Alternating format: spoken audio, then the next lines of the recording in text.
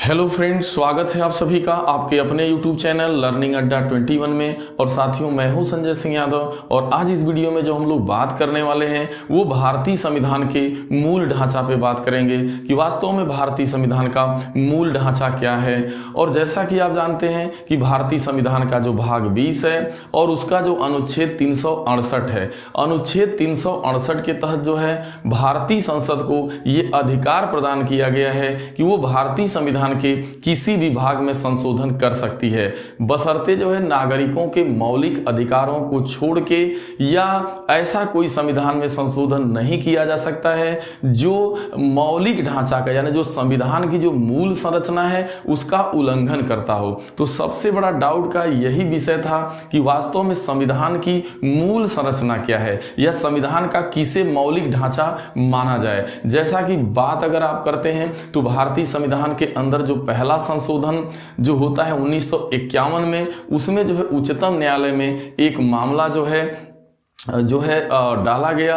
वो उच्चतम न्यायालय में ये मामला चला था कि क्या नागरिकों के मौलिक अधिकारों को में जो है भारतीय संसद द्वारा संशोधन किया जा सकता है या नहीं, यानी नागरिकों के मौलिक अधिकार में क्या जो है अनुच्छेद 368 के तहत जो है संशोधन किया जा सकता है या नहीं। लेकिन जो पहला भारतीय संविधान संशोधन जो 1951 में होता है उसमें जो है पार्लियामेंट द्वारा एक संशोधन किया जाता है जिसमें संपत्ति के अधिकार का थोड़ा लघुकरण किया जाता है। लेकिन ये मामला आगे जो है बढ़ता है, यानी क्या यह जो अब ये मामला जो है गोलकनाथ बनाम जो है मामला 1967 में पुनः सुप्रीम कोर्ट में जाता है और वहां पे गोलकनाथ मामले में ये जो है बात जो है उच्चतम न्यायालय द्वारा जो है बाद में जो एक निर्णय आता है उसमें ये कहा जाता है कि जो है नागरिकों के मौलिक अधिकारों में जो है संशोधन नहीं किया जा सकता है और ना ही उसका लघुकरण किया जा सकता है।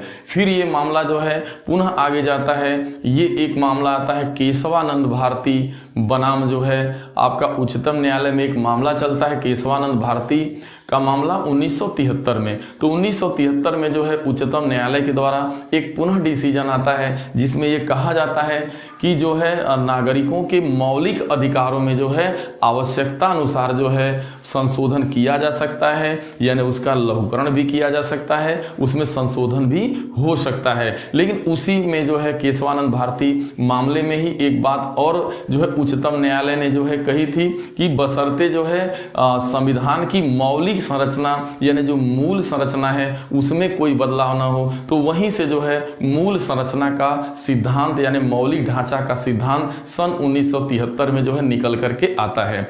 फिर इसके बाद काफी जो है तमाम निर्णयों एवं डिसीजनों के बाद, कई मामलों के निर्णय के बाद जो है उच्चतम न्यायालय द्वारा सन 1981 में संविधान की जो है संविधान का जो मौलिक ढांचा है या मूल संरचना या जिसे मूल तत्व कहा जाता है वो निकल करके उच्चतम न्यायालय ने सन 1981 में उच्चतम न्यायालय के द्वारा जो है संविधान का किसे मौलिक ढांचा कहा जाएगा, कौन संविधान की मूल संरचना होगी, वो निकल करके आता है। तो जैसा कि आप देख पा रहे हैं कि 1981 में सर्वोच्च न्यायालय में मूल संरचना को स्पष्ट कर दिया। सर्वोच्च न्यायालय के विभिन्न फैसलों के आधार पे मूल संरचना के प्रमुख घटक निम्न हैं।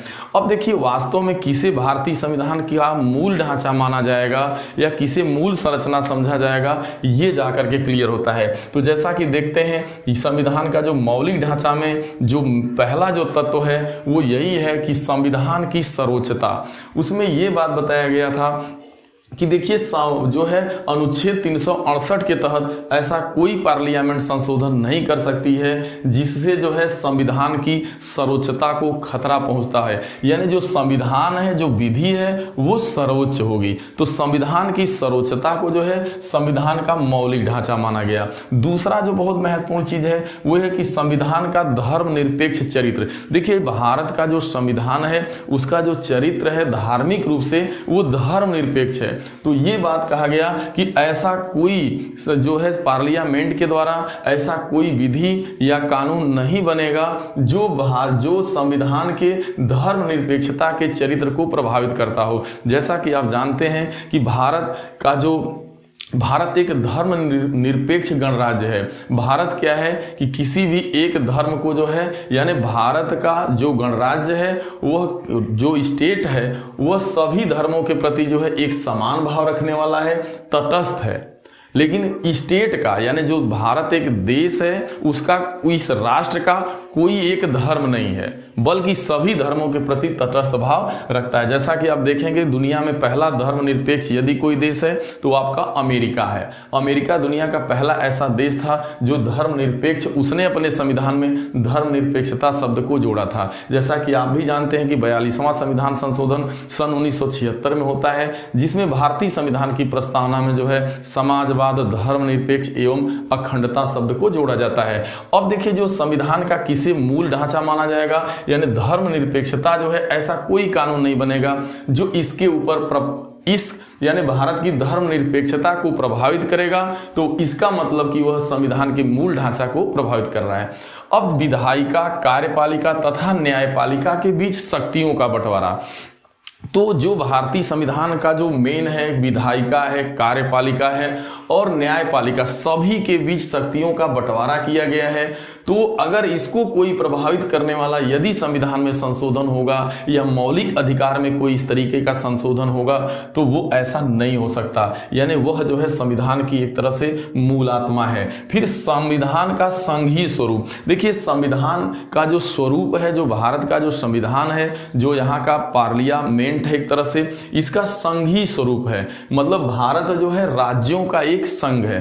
तो संविधान का जो संघीय स्वरूप है, इसको जो है ऐसा कोई भी विधि नहीं बनेगी या ऐसा कोई संशोधन नहीं किया जा सकता 368 के द्वारा जो संविधान के संघीय स्वरूप को प्रभावित करता हो। और सबसे जो महत्वपूर्ण बात है जिसे संविधान की मौलिक ढांचा में माना जाता है, इसने सुप्रीम कोर्ट ने कहा, वो है राष्ट्र की एकता एवं अखंडता। यानी ऐसा कोई विधि या कानून या संविधान में संशोधन नहीं हो सकता जिसके द्वारा राष्ट्र की एकता को खतरा पहुंचता हो या अखंडता को खतरा पहुंचता हो।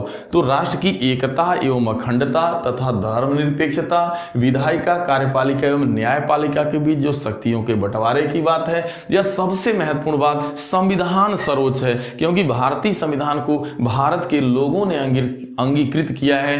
तो इसलिए जो है भारत का संविधान सर्वोच्च होगा। ठीक है। इसके बाद कल्याणकारी राज्य, जैसा कि आप जानते हैं कि ऐसा देश के अंदर जो राष्ट्र होगा तो वो यहाँ पे कल्याणकारी राज्य की कामना की गई है कि भारत एक कल्याणकारी स्टेट होगा। यानी आप जो है आर्थिक रूप से, चाहे सामाजिक रूप से, चाहे राजनैतिक रूप से सभी को जो है समान रूप से यहाँ पे न्याय दिया जाएगा।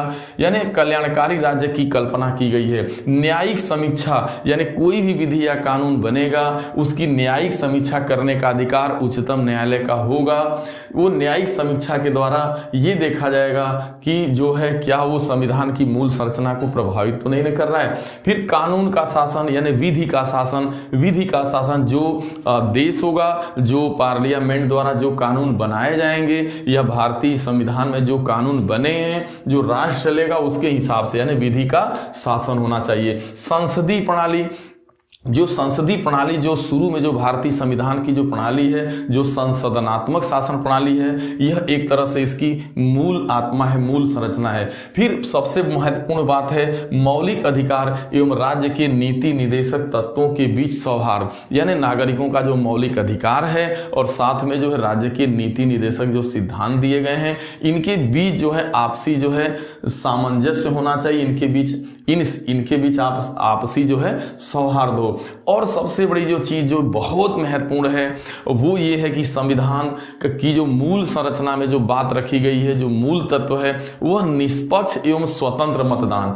तो स्वतंत्र एवं निष्पक्ष चुनाव, कहने का मतलब ये है कि भारत एक लोकतांत्रिक देश है। यदि ऐसे में स्वतंत्र एवं निष्पक्ष चुनाव नहीं होंगे तो एक तरीके से संविधान की मूल आत्मा को, संविधान को एक तरीके से खतरा है। तो बहुत इंपॉर्टेंट चीज है कि जो है स्वतंत्र एवं निष्पक्ष चुनाव जो कराए जाने का जो प्रावधान भारत में है। जैसा कि आप जानते हैं कि हमारा जो निर्वाचन आयोग होता है, एक जो है स्वतंत्र एवं स्वायत्त शासी संस्था है, एक संवैधानिक निकाय है। न्यायपालिका की स्वतंत्रता, न्यायपालिका बिल्कुल जो है इसमें स्वतंत्र होनी चाहिए। न्यायपालिका की स्वतंत्रता बहुत ही महत्वपूर्ण है। जैसा कि आप जानते हैं कि जब भी नागरिकों का मौलिक अधिकारों का हनन होता है तो जो भारतीय संविधान का अनुच्छेद 32 है उसके तहत नागरिकों को जो है उनके मौलिक अधिकारों की सुरक्षा एवं संरक्षा के लिए उच्चतम न्यायालय को ये अधिकार प्रदान किया गया है। तो न्यायपालिका की स्वतंत्रता होनी चाहिए, न्यायपालिका बिल्कुल स्वतंत्र होनी चाहिए,